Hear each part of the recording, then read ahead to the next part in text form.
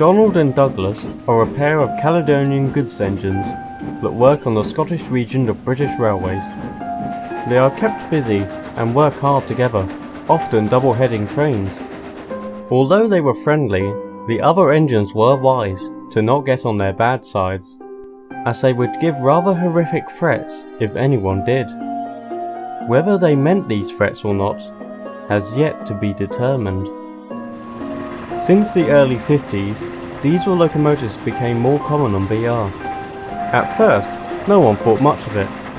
However, over time, they soon realised that diesels weren't just here to improve the railways, they were here to replace. One of these was a Class 42 warship that came from a factory in Barrow. He was simply referred to as Diesel 5 and was allocated to the same shed Donald and Douglas resided in. I see this place has yet to be rid of oversized kettles, he said disapprovingly. I hope that's not the only attitude you have, snapped Donald. If it is, you won't last long here. Are you threatening me, 57646? Don't you dare call him by his number, interrupted Douglas. He has a name, just like any proper engine. Unlike you. Don't talk to me like that. I'm the future of the railway, and you and your kind are dying out. Show me some respect.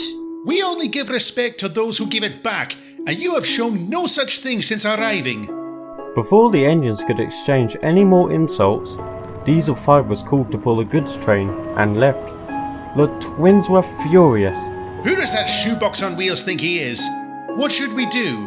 Pondered Douglas. I'm not sure. He's only given words so far, but if he does something to us or anyone else, then we'll think of something.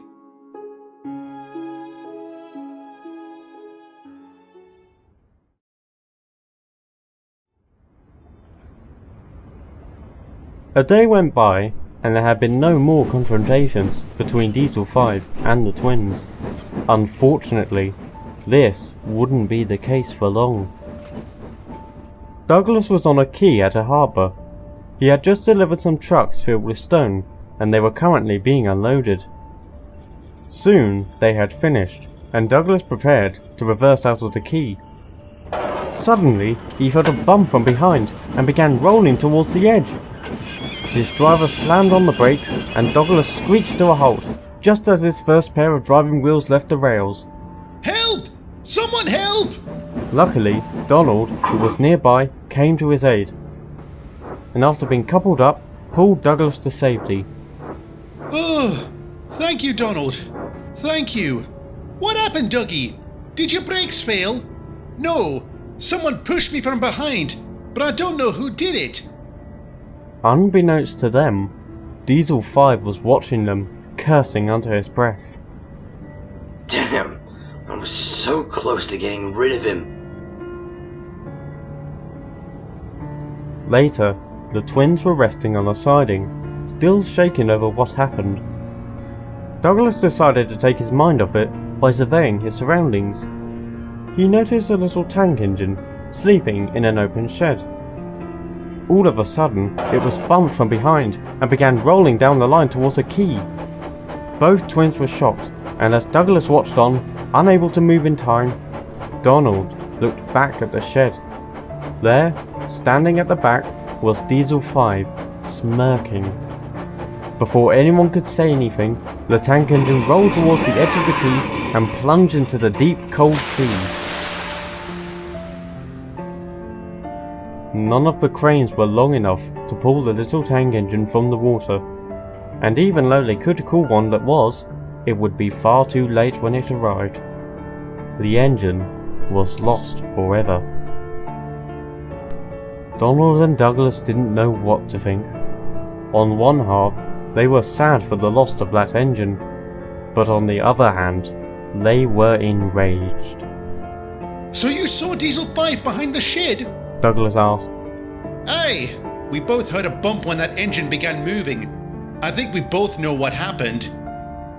Then, both twins noticed something. On a distant siding, Diesel 5 was watching the sea and all the boat cranes with a massive grin on his face. It was now obvious. He had killed that poor little tank engine, and earlier he tried to do the same to Douglas. For the Caledonian twins, that was the final straw.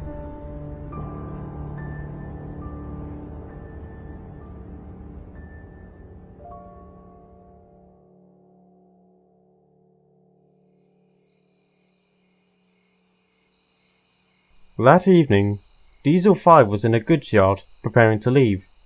He had just delivered the train there, and was currently filling up on fuel. When he finished, his driver entered the cab, and they were on their way. Neither of them noticed a certain pair of engines on a siding, watching them. "It's a shame you weren't able to get rid of that tender engine," Diesel 5's driver said. Indeed. I'm sure I'll have another chance. He was interrupted by a spluttering sound from his engine, and before long, he came to a complete stop. What happened? "I don't know," replied the driver. "You're not working anymore." The driver got out and inspected Diesel 5, but there was nothing wrong. "Well, we must have taken bad fuel.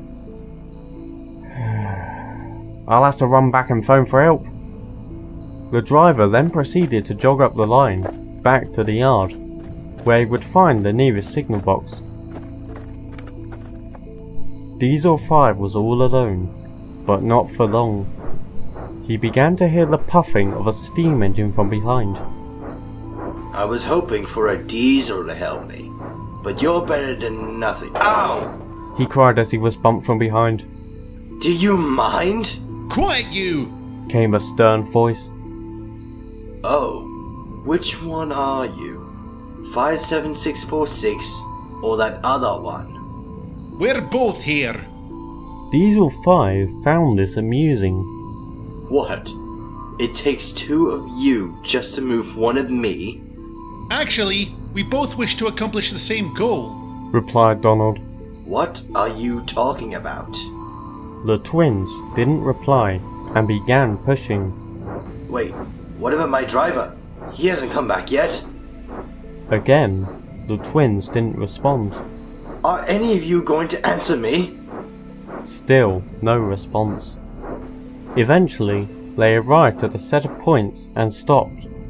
Diesel 5 watched as one of the drivers jumped from the cab and switched them. Then, they moved onto an old, rusty line. Diesel 5 was going to ask where they were going, but since he didn't get an answer on the last few questions, he saw no point in it. Soon, they came to an old wooden bridge. Diesel 5 thought nothing of it at first, until he noticed something. There was a large gap between both ends of the bridge, meaning it had collapsed. Can you two stop? The bridge is out. The twins said nothing and kept moving. Diesel 5 was now desperate. Are you deaf? I said the bridge is out! Despite the Diesel's wailing, they moved closer to the edge. Then, as Diesel 5's first set of wheels left the rails, they came to a halt. Diesel 5 began to teeter. What? What are you doing? Tell me, Buzzbox, how does it feel teetering over the edge? Donald questioned. How does it feel knowing you could fall? What do you think it feels? It's bloody terrifying! Now pull me back! Now you know how I felt when you tried to push me off the quay. Not to mention that tank engine you sent flying into the bloody sea. Diesel 5's mouth dropped. How did you know? Did you think no one would notice the way you reacted to that engine's death? Donald answered.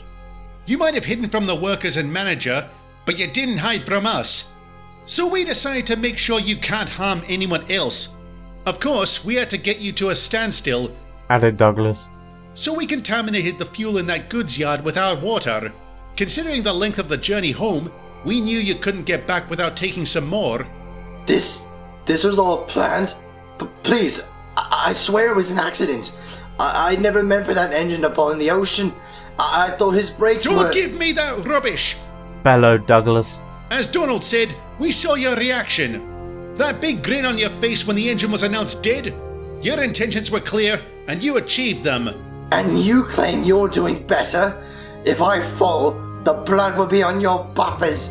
You're attempting murder! Murder! Then, Diesel 5 heard the cracking of wood beneath him. He soon realised that this bridge wasn't designed for engines his weight. Donald and Douglas wisely moved back onto land. Murder, you say? Well, how is it murder if the victim in question committed murder himself? Aye. You see, Diesel 5, this isn't murder. This is punishment!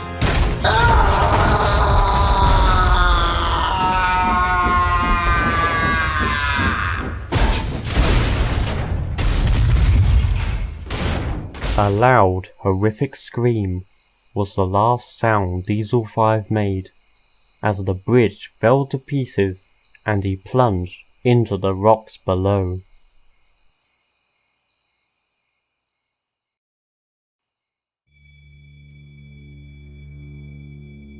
No one ever did find out about the acts Donald and Douglas committed on that night, but Diesel 5's absence didn't go unnoticed.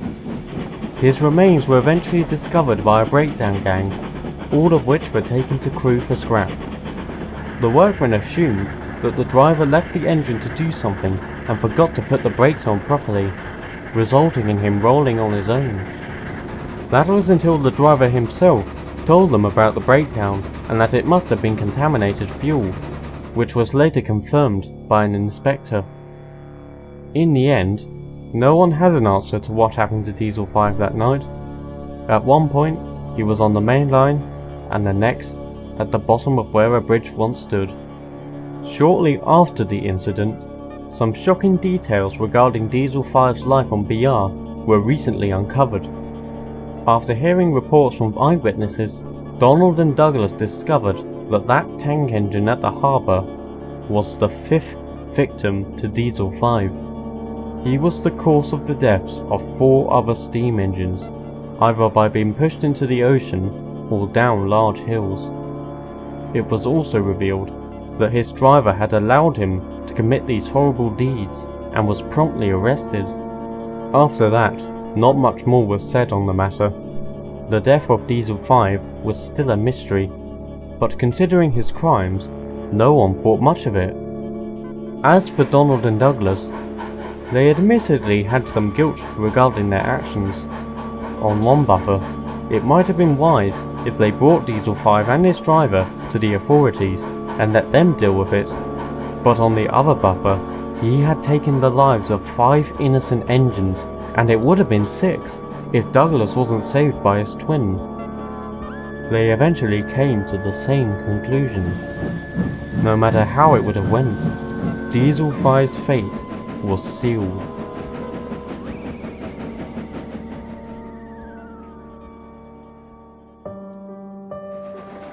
Donald and Douglas remain hard-working to this day, and often work together. Despite their stern attitudes, they do show themselves as good-hearted and are friends to many. However, some engines are quick to warn others. If you ever encounter a pair of Caledonian twins known as Donald and Douglas, whatever you do, do not piss them off.